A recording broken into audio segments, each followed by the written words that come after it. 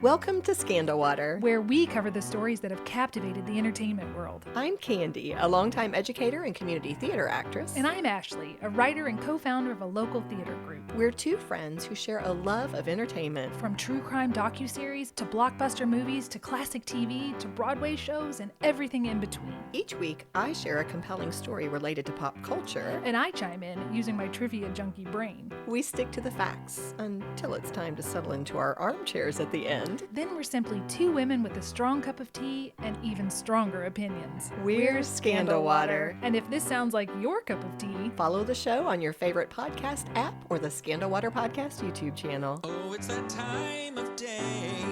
Tune in and hear what the ladies say. It's time to bend your ear when the silver screen appears. Stories about the stage and screen and everything in between.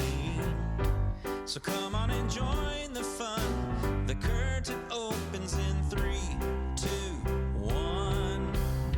Hello, Ashley. hello. We continue our focus on dads this month, but we're doing something a little different this time. So far, we've highlighted 3 dads from animated works and 3 TV dads, but this week, we're going down a slightly different path. And rather than simply tell you, let me play a brief clip that will clue everybody in.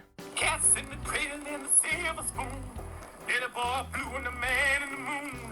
When you're coming home, son, I don't know when. But we'll get together then, Dad. Donkey. That was Eddie Murphy. I know it. You're looking at me like I don't know what you're doing. I don't know what you're love doing. It. So I thought you and I know the topic, but I surprised you. I did not tell you who I didn't even chose. know we'd be doing this third one here today. It's all a surprise, Ashley. It's all a surprise. Surprise. But the topic today is how not to dad. Oh, funny. Okay. How not to dad. So that was an excerpt from the original Shrek movie where Donkey sings a piece of the famous song Cats in the Cradle. That by is definitely Harry not Chapin. out of dad, yeah.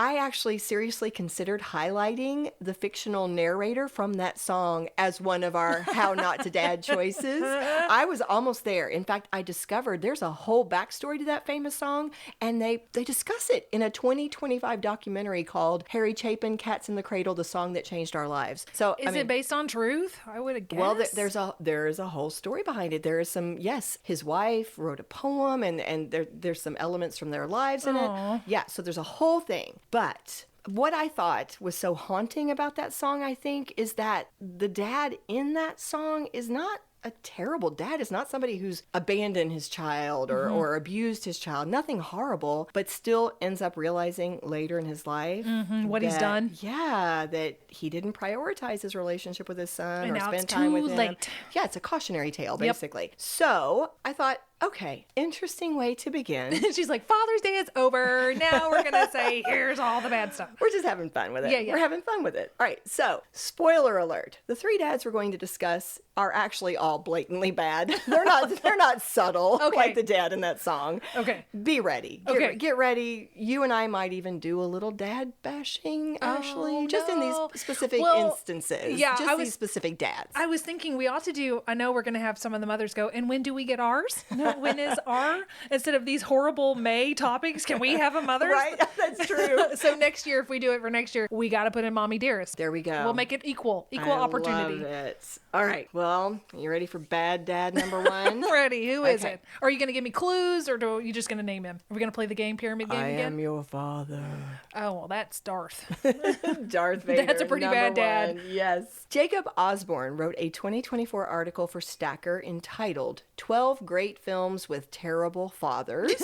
And to qualify for consideration as one of the worst fathers in movie history, they decided that they were only going to consider movies that had at least 10,000 IMDb user votes and either an IMDb user rating of at least 7 or a Metascore of at least 75. To make it a good movie. Right. So it has to be a good movie with a bad dad. Gotcha. Exactly. And Darth Vader made it on that list. Is he number 1? He did not make number one. And honestly, I think they actually didn't list them in a particular order in that one. I have a guess. It was just a dozen of them that, yeah. Okay. Wait, what is your guess? Well, I don't know. I haven't seen this movie, but isn't Daniel Day-Lewis in There Will Be Blood? That made it. Okay, that made it. Absolutely. He's pretty bad. Yeah. Okay. Yeah, there were some pretty awful dads on there. But Darth Vader appears on every list. I mean, he is just always there. Now, remind me, you've watched all the Star Wars movies? Yep, I've seen all of the George Lucas led ones, 1 through 6, the prequels, all that stuff. I haven't seen a lot of the new once George left the business. I haven't seen a lot of those, but I've seen all of George's stuff. Okay. Were you, whichever tense is appropriate, a huge Star Wars fan?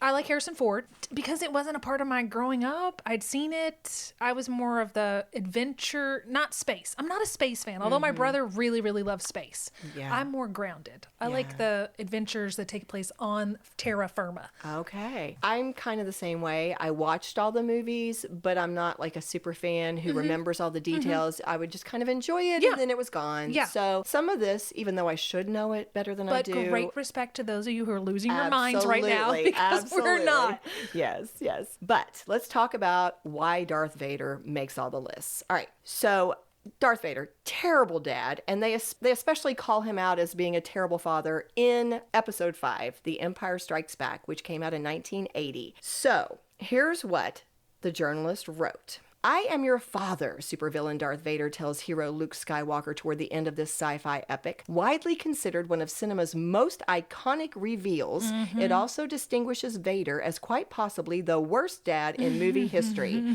After all, he did just chop off Luke's hand during the very same battle sequence. As if that's not bad enough, Luke discovers he made out with his sister in the following film. Can't this guy catch a break? Right. Okay, well, the end part had nothing to do with him being a father, but I just thought it was funny. Yeah, that is funny. So let's review. Darth Vader was a Sith Lord whose real identity was Anakin Skywalker. But in his persona as the evil Darth Vader, he tries to lure Luke to the dark side so that the two can overthrow the Emperor and rule together as father and son. As we were reminded in the blurb I just read, part of Darth Vader's efforts to force Luke to join him included cutting off Luke's hand with his lightsaber. So that's already looking pretty bad. Yeah, that's right? not great, Dad. Yeah, but remember, Darth Vader had more than one child. A 2024 Screen Rant article summarizes Darth Vader's treatment of his daughter Leia, who was Luke's twin. Quote, Leia was raised on Alderaan by Bail and Breha Organa, becoming a politician and leader within the Rebel Alliance. Naturally, considering Darth Vader's numerous atrocities as the second in command of the Galactic Empire, he and Leia were bitter enemies throughout the Galactic Civil War, with neither knowing of their familial relationship during their interactions. Okay, does that forgive him a little bit if he doesn't know he's Luke's and Leia's dad? Well, but He's still a bad guy. He does figure it out, Yeah. too. It's yeah. He knew it when he cut his hand off. Right, Because right. he reveals it a few seconds later. And I do have to say, yes, it doesn't, I mean, if he didn't know it was his daughter, that does, okay, ease it a little bit. But to continue the quote, Darth Vader infamously tortured Leia aboard the first Death Star in A New Hope and would capture her once again in The Empire Strikes Back. Leia would not learn that Vader was her biological father until the events of Return of the Jedi, and Vader would die in the Battle of Endor before the two could interact again. Okay. That excerpt actually goes on to say, understandably, it would be a long time before Leia could forgive Vader, even with his redemption and sacrifice, helping the Alliance win the war. But I looked it up. In terms of the movie canon, we don't ever see Leia forgive him. I don't think so. Yeah, that doesn't happen in the movies. That's it in a nutshell. This is a man who was all about power and ruling Not about his kids. until he does, I guess, get some redemption at the end. Yeah. I find it interesting that the voice of Darth Vader and the voice of Mufasa are the same person. Oh, so one isn't of your that- very good dads from the animated and one of your worst dads. So special props to you, James Earl Jones. You get the distinction Nice. of being an amazing dad and a terrible dad in your career. You go, James Earl Jones. Let's move on to bad dad number 2. And for this one, we're moving to the Marvel Universe. Oh. You know who it's going to be, right? Do I know who it's going to be? Oh, Thanos. 100%. He was terrible. He was terrible. He was awful, like He was horrendous. terrible. Poor Nebula. Okay, so... And he had to sacrifice the thing he loved most in the world to get more power, and Gamora, bye. Yeah. Peace out, Gamora. This was another situation, like I was just saying with Star Wars, Marvel movies. I watch them. I enjoy them. I do not retain all the details. I probably like the Marvel movies. I'm going to say Marvel movies, the original from Endgame. So whatever that first decade was, I liked those. I have not kept up past that. I probably liked that storyline better than the Star Wars. Don't hate me, guys. Just that's what I watch more of. Right, that's what you connect more to. Yes, nothing wrong with that. Nope. But I learned a lot because even having watched these movies and enjoying them, I really liked them. I couldn't have told you off the top of my head why Thanos was such a bad dad. I couldn't have told you. Now, you can tell me. Now I get it. But just to kind of review, this fella also did make Stacker's list of the 12 great films with terrible fathers, and a different list. There was a 2025 Collider article naming the top 10 worst movie fathers, and that one was ranked, and Thanos made number 4 on that list. All right, so here's part of the blurb. That's terrible. I know. Who's three men worse than a man who throws his own daughter into a pit and kills her to get power? And there's 3 worse than that. Right? But here's part of their blurb. Okay. The Marvel Cinematic Universe is chock full of flawed but ultimately great dads, from Tony Stark to Yusuf Khan to Yondu. I was going to say Yondu is a good dad. Yeah. It also has some pretty terrible ones, though. And the worst of them all is perhaps the main antagonist of the Infinity Saga,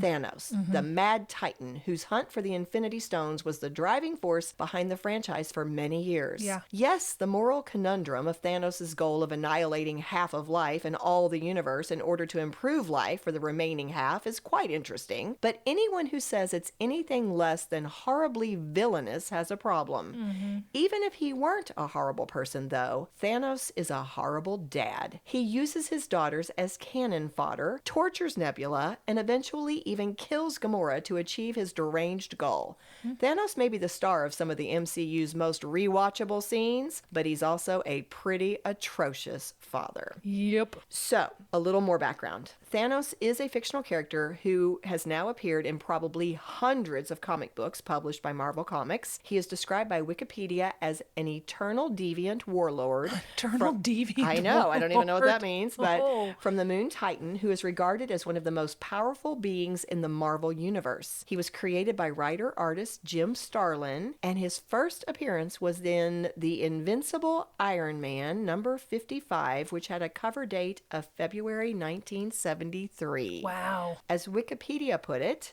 due to his genocidal tendencies, he has clashed with many heroes, including the Avengers, the X-Men, the Fantastic Four, and the Guardians of the Galaxy. Isn't that a thing, to be described as having genocidal tendencies? To I have a wipe out tendency to entire- wipe out entire peoples. And over the years, Thanos has appeared in many other works too, including graphic novels, video games, and the animated series What If. So this character's big. He's everywhere. He's everywhere. But in terms of movies, Thanos has appeared in 5. According to Wikipedia, he made his debut in the film The Avengers 2012 in a very brief cameo scene that was shown mid-credits, basically just to tease that he was coming. He was shown to be the mastermind behind Loki's attack on New York. It was a non-speaking role played by actor and stuntman Damien Poitier, I think you would say. In the movies that followed, Josh Brolin took over the role of Thanos, earning a lot of praise for his iconic portrayal of what was described as a complex and often conflicted supervillain.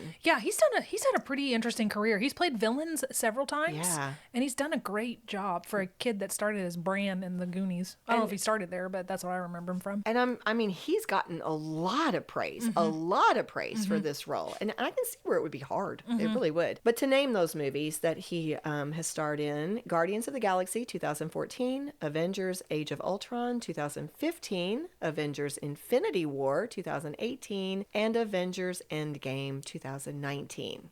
All right, there's the background. But what makes him such a terrible father? You've already given some Besides details. killing your kids, torturing your kids. I know. What else do we want to add to the list? Well, we're going to flesh it out a His little tendencies. bit more. Yeah. So it's interesting because, again, you're talking to a person who doesn't have all the background. So I'm Googling a lot. And apparently the way Thanos is portrayed in the comic series is different from the way he's portrayed in the movies. he does not have biological children in the movies. I believe he does have some in the comic series. Okay. Yes, we're just talking movies, right? All right. Instead of children, biological children, he has a group of adopted children with superpowers referred to as the Black Order or the Children of Thanos that he put together, this group of kids he put together to assist him in his mission of finding and harnessing the power of the Infinity Stones. Okay. His ultimate goal, we've already heard it. He Wipe out half the planet to annihilate improve the life of the other Right, half. Exactly. But his treatment of those children that he adopted was horrific from the start because his method of adopting them entailed conquering that child's home planet, killing half the population, which included the parents of that child, because he would specifically take an orphaned child with him. Okay. And then his goal in taking that child is, again, to put that kid in the Black Order, train this child to be able to fight and to be able to try to target a specific Infinity Stone according to that child's skills or powers. Gotcha. Okay. Thanos' daughters, you've already mentioned them. Nebula and Gamora are the two that we have featured in the movies. So here are just a few more examples. You've already teased this, but I'm just going to give a few more details about this. And it'll show what a despicable dad he was. By the way, the actresses who played those roles are Karen Gillan as Nebula and Zoe Saldana as Gamora. So Nebula, in this backstory, she was not as skilled in fighting as Gamora. So Thanos would force them to fight each spar all other. the time. Yep. Of course, Nebula would always lose. So part of the psychological torture was just making them fight, making her understand she was always inferior. She was always going to lose. Also, it made her feel this intense hatred for and rivalry with her own sister. But even worse than that, every time she lost a duel with Gamora, He'd replace a body part. yep, he would force Nebula to undergo a cybernetic modification to her body, claiming that he was doing it to try to make the two daughters more equal. Ugh. But of course, I mean, she never did beat Gamora, so it No. wasn't making them more equal. But every time she was basically being mutilated, Yeah. very painful, and it would be some kind of technological enhancement made to her body. So this whole thing is just devastating to her, psychologically, physically, everything. But then we saw Thanos also treated Nebula inhumanely, just in different situations that arose across the movies. Just to name one example, in Avengers Infinity War, we had the part where Thanos captures Nebula, forces her cybernetic parts to be pulled apart Yes. from her body while she is suspended in a chamber. And he was doing that to try to force Gamora to reveal the location of the Soul Stone. Yep. Inhumane, despicable, horrible. Wretched. Yes. So you've already alluded to this. Gamora's obviously clearly favored over Nebula, but still treated terribly. The example that you mentioned was in Avengers Infinity War. And what happened in that situation was Thanos and Gamora had traveled to a planet and they encountered Red Skull. He was a bad guy we had seen in Captain America, the first Avenger. Yep. And he had been cursed to guard the Soul Stone.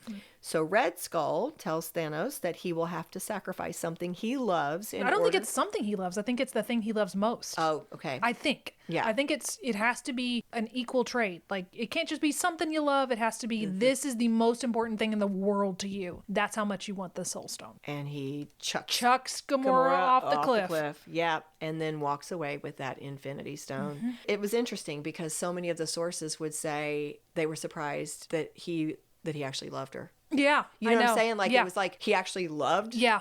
There was one other movie where person? that Yeah. happened. I can't remember what the film was, but it was a very similar, and I think this movie came out first. Oh, Jude Law was in it, and he wanted power, and it was something very similar, and he had to give up something that he loved the most in the world, and he had to give up his actual daughter to gain this power, and he really struggled with it, but he did it. He killed her in order to get the power, and that's just, it's not real love, obviously, Right. but it shows you that as much as they were able to, they loved Right. Their benchmark is in very a very low, but twisted right. version of it, that they did care about at least one person.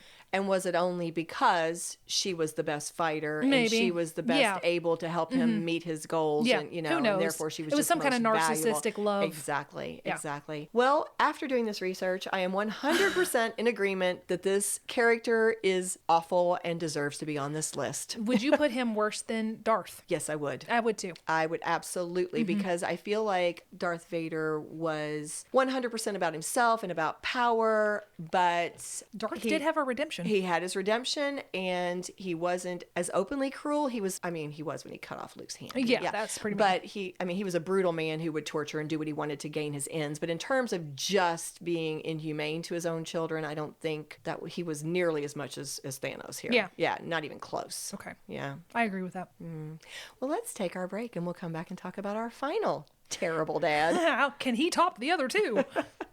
We love our sponsors. They help make our podcast possible, but we also know that some of you prefer to enjoy your tea without any interruptions. Well, if that's the case, you'll be excited to learn that you can now listen to Scandal Water free of sponsor ads on Apple Podcasts for only $4.99 a month or $49.99 a year. The best part? By subscribing, you'll also receive access to our exclusive bonus content. To sign up, just go to Apple Podcasts and search for Scandal Water Podcast, and you'll see the link. Thanks for helping us keep the tea brewing.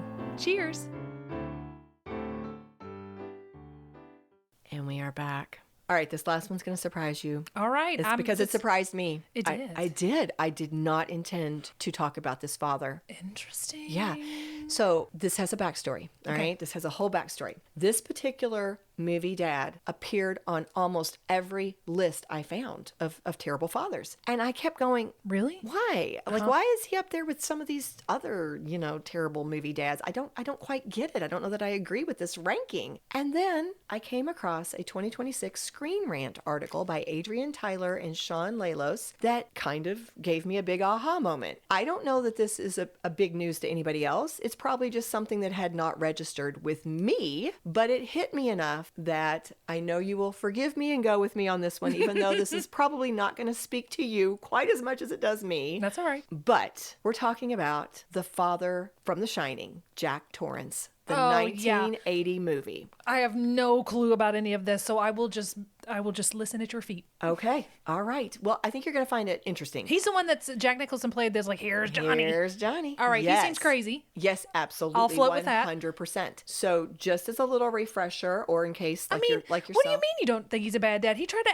axe his people, right? But hang on. Okay. Okay. I'm holding on. My horses are held. Well, let me give you the synopsis and then I'll come back to your point. Okay. All right. Here's the movie synopsis from Rotten Tomatoes. Jack Torrance, played by Jack Nicholson, becomes winter caretaker at the isolated Overlook Hotel in Colorado, hoping to cure his writer's block. He settles in along with his wife, Wendy, played by Shelley Duvall, and his son, Danny, played by Danny Lloyd, who is plagued by psychic premonitions. Who is plagued? The kid? The kid is. Okay. Danny. As Jack's writing goes nowhere and Danny's visions become more disturbing, Jack discovers the hotel's dark secrets and begins to unravel into a homicidal maniac hellbent on terrorizing his family. Now that's the movie synopsis. Gotcha. Okay. The reason why I disagreed, back to your question, I think I did see the movie, but if I did, it was probably right when it came out. So decades ago, right? I have read the book. Yeah. Since then, I have seen the TV miniseries. There's a TV miniseries that came out in 1997. It starred Steven Weber from Wings, if you know who he is. Mm-hmm. He played the Jack Nicholson role, Gotcha. the dad. And I've read the book Dr. Sleep. That was by Stephen King. It was a follow-up on The Shining. Didn't Ewan McGregor do that? Oh, I didn't see the movie, but you may be right. Yeah. That they came out recently with? I've only read the book, but in the book it picks up when Danny, the son, is now an adult. Okay. So my storyline was from the book. Was from the book. Was from Stephen King himself. And so I've never thought about him being a terrible father because, I mean, yeah, and he wasn't like fantastic in parts, certainly. But not terrible. But you didn't put him in the... I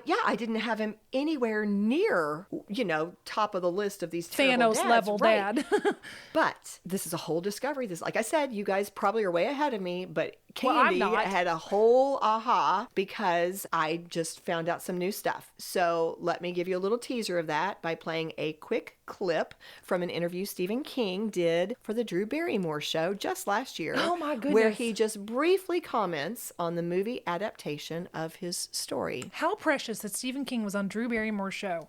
And of course they have she was in some of his movies. Firestarter. Yeah. And another one too. I can't but think of still, it right those now. are not two people that you put together. But still, that's isn't it adorable? It was. They were so cute together. The Shining, published in 1977, movie released in 1980. Well, I didn't really like the movie that much. but I did like the little boy that played Danny Torrance. And, of course, since then, the Here's Johnny has become associated with my name forever. And why did you not love the movie Not to Press? If you don't want to tell me, it's fine, but I'm curious. No, the book was warm and the movie was cold. It was a Kubrick film. And don't get me wrong, I love everything else the man did. I just didn't like that one. Was he on Zoom? Yes, he was zooming in with her. Okay, yeah. 'cause that's another thing I thought. Is he in person? Surely not. Yeah, but now you heard, right?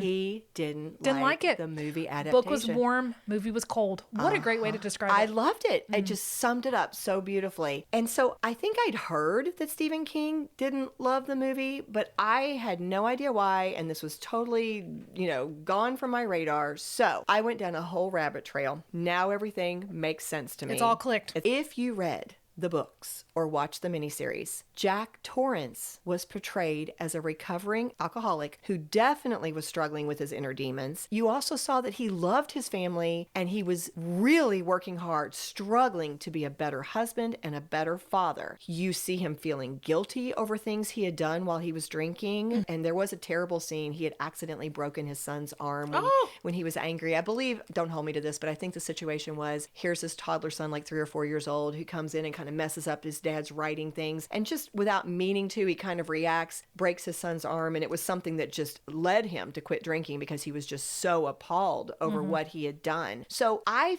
felt like this is a flawed man. When I was reading the book, watching the miniseries, I'm like, he's flawed. Definitely got issues. But not cruel. Right. And he's working on himself. He wants to be better. And then as you watch things unfold, or as you're reading and seeing it unfold in the book, you see that the evil in the house is really working on him. There's a supernatural element. He can't help it.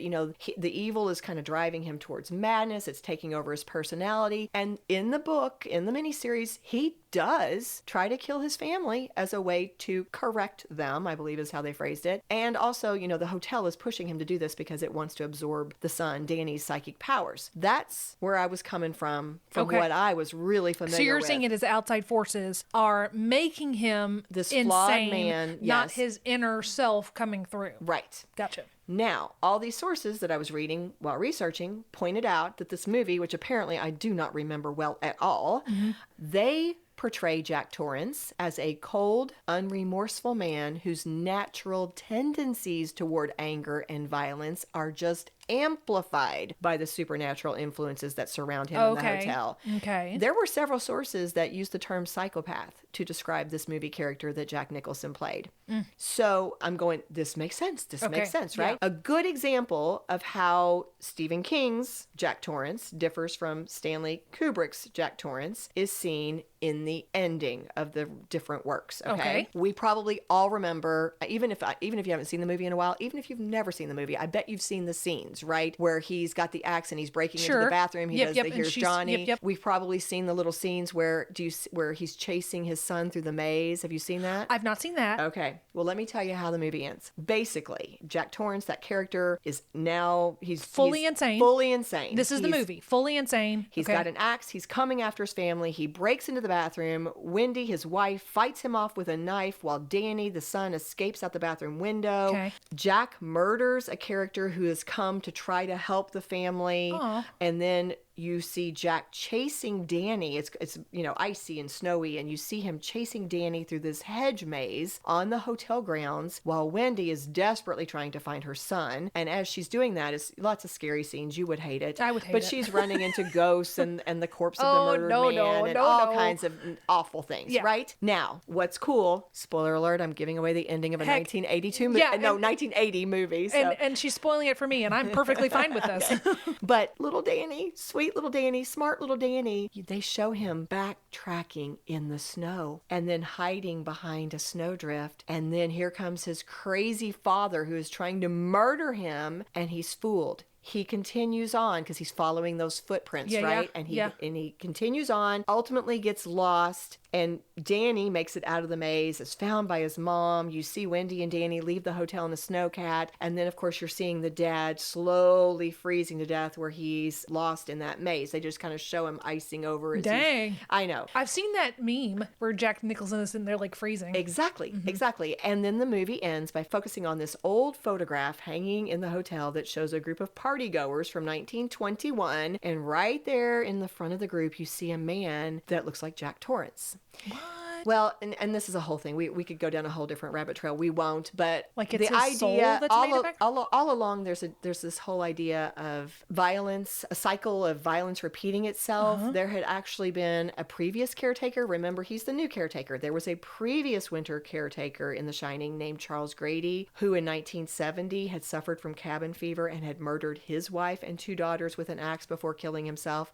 Golly. And so there's this whole idea of this hotel being evil and this cycle of violence just repeating. Nothing new under the sun. And being taken over and it making you do these things. And yeah. I'm not going to be the caretaker of that place. By the time it gets to the third one, you're going to go, nope, I don't want to do this. Thank you very much. Well, but here's the thing. See, that's how the movie ended. That hotel Okay. is still standing. In the original version of the story. In the book. In the book. Okay. In the book and in the 1997 miniseries, because I don't think I've said this, because Stephen King was unhappy with the movie adaptation. So that's why the miniseries He exists? did the miniseries. He wrote it. He wanted that version, his version, That's smart. to be made. This version, as well as the book, shows what Stephen King wanted to happen. Here we have Jack, who is trying to fight against these influences that are overtaking him, even though he is driven towards insanity. And towards the end, he is trying to kill his own family, but he manages to fight back against the hotel's evil influence long enough. He breaks out of it. His love for his family, his love for his son is enough. He breaks out of it long enough to tell his son Danny that he loves him and to run. Okay. And then there's this ongoing thing where they had this boiler that was like kind of out of control. And all along, Jack was supposed to have been trying to keep it under control. But as a bad caretaker who was being driven insane, he hadn't done what he was supposed to do. So that comes back to play in the end. Jack blows up that hotel's unstable boiler, basically sacrificing himself. Okay. But destroying the evil. Okay. Destroys the hotel, destroys the evil, while allowing his wife and son To escape. To escape, along with the man who had come back to help save them. Okay, so that man he didn't lives die. in this version. Oh, well, that's Yes. good. I'd like that a lot and better. he shows up in Dr. Sleep. That same character shows up in Dr. Sleep. So in the original version, Jack's the only one who dies. Yeah. Oh. So all this to say, are y'all with me now? I'm with you. When I see Jack Torrance on the list of worst movie fathers ever, You're like, wait a minute. He sacrificed himself. well, and I have to take note of the word movie. Movie. Because in the movie, we can go with that. Yeah, Because I definitely say we can go with that in the movie. yeah, and here's the interesting part. Stephen King really disliked that movie adaptation, but do you know Stanley Kubrick, who said he doesn't believe in ghosts and didn't really like doing ghost stories, but despite all that, his work, The Shining, is widely regarded as a masterpiece and one of the best horror films ever made. He has gotten so much acclaim for that. Interesting. People love it, And but not Stephen Stephen hated it. King. But not Stephen King. That's the man who wrote it doesn't like it. Doesn't like it. Yeah. Interesting. So you see why I got so caught up in that? I was like, did. this is interesting. It very much is. Yeah. Thanos still wins, though. I agree with you. 100%. He's worst father. Armchair psychologist. All right. So to end this, any other terrible movie dads that should have made our list? I don't know. It would take me a second to think about any terrible movie dads. Well, like I said before, Daniel Day-Lewis. Although I haven't seen the film, Right. I haven't either. he's not great. Not yet. Not great. I'm pretty sure he's a dad of one of it. Yeah, He I don't made know. he made the list. He had to He be. made- yeah, he was a 'cause he dad. was on those He was lists. horrid. I saw him time and Who time was some of again. the other people on there? Do you remember? Yeah, let me go back to that stacker list that I found. 12 great films with terrible fathers. We've already talked about Jack Torrance and Darth Vader. They mentioned somebody, Hidatora Ikamonji from Ran. Don't know that. Don't know that one. Harry Wormwood from Matilda, 1996. Oh, yeah, he's pretty terrible, but his like humor is terrible, so kind of caricature. yeah, caricature-ish. Louis Batiste from Eve's Bayou, 1997. Don't know that. No. Ronald Lisbon, The Virgin Suicides, 1999. Royal Tannenbaum from The Royal Tannenbaums, 2001. Oh, who was that? Was that Gene Hackman that played that character? It was. I saw that movie when it came out, and I don't remember, but I'll take your word for it. Well, I saw it when it first came out, and he was a bad dad. Was I don't he? remember the details either, but I do remember thinking, he's awful. Here's yours, Daniel Plainview, There Will Be Blood, yeah. 2007. And since you've brought it up a few times, here's the blurb. Daniel Day-Lewis delivers an Oscar-winning performance as Daniel Plainview in director Paul Thomas Anderson's historical masterpiece. A self-described oil man, Plainview pursues his passion at the expense of all personal relationships. An adopted son is the primary victim of Adopted Plainview's ambitions. In I that the- abandoned my boy. There's something he has to do. It's like all his veins are popping out. I've seen that clip. To finish this quote, in that the son must suffer through both an absentee father and an oil rig explosion, among other misfortunes. He's deaf too, I think. Plus, no one wants a dad who goes around drinking everyone else's milkshakes. That must be an inside joke I think that it I is. do not get. Yeah, I think that's in the end. And him and Paul Dano go toe to toe in this one scene. Paul Dano is a very underrated actor. He's incredible. Various fathers from the White Ribbon, 2009. No clue. Mr. O'Brien from the Tree of Life, 2011. Tomas from Force Majeure, 2014. Dean Armitage from Get Out, 2017. Also That's the one I- final one. I did see that one. Do you think he's a bad dad? He was. Okay. Yeah, he was a racist bad dad. Oh, terrible. Yeah. All right. Well, that's that list. That was fun. Sorry to the dads. That was really fun. Sounds like we didn't have any honorable mentions of our own. I would say, I guess, although I haven't seen the movie, I'm going to honorable mention Daniel Day because I've seen that clip and he just seemed wretched. Yeah. Daniel's an incredible actor. Yeah. I think he's coming absolutely. back out of retirement, by the way. Ooh. Do you know when what? Nope. All right. Well, Sure we'll don't. look for him. We'll look for him. In the meantime, it's going to be hard to cheer somebody. You know Would what? you? Here's what I'm going to do. All right. Cheers to Stephen King. Yeah. For he's a writer.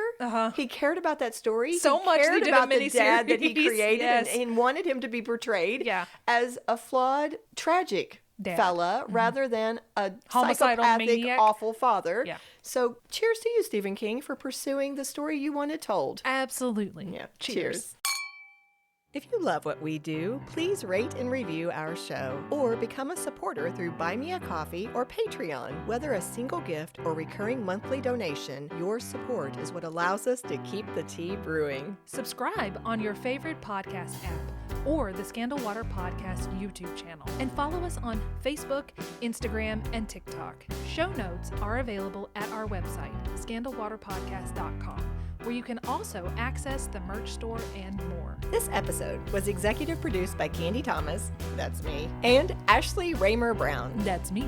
It was researched and written by Candy Thomas and edited by Ashley Raymer Brown. A special thank you to Josh Martin, who wrote, composed, and performed the Scandal Water theme and other music. Matt C. Adams, who created the artwork, and Joshua Reith, who designed our website and provides ongoing technical support. As a reminder, this podcast is purely for entertainment purposes. The thoughts and opinions of the host during each episode of Scandal Water are their own and do not reflect the opinions of any future guests, advertisers, or clearly professional psychologists. Thanks for listening.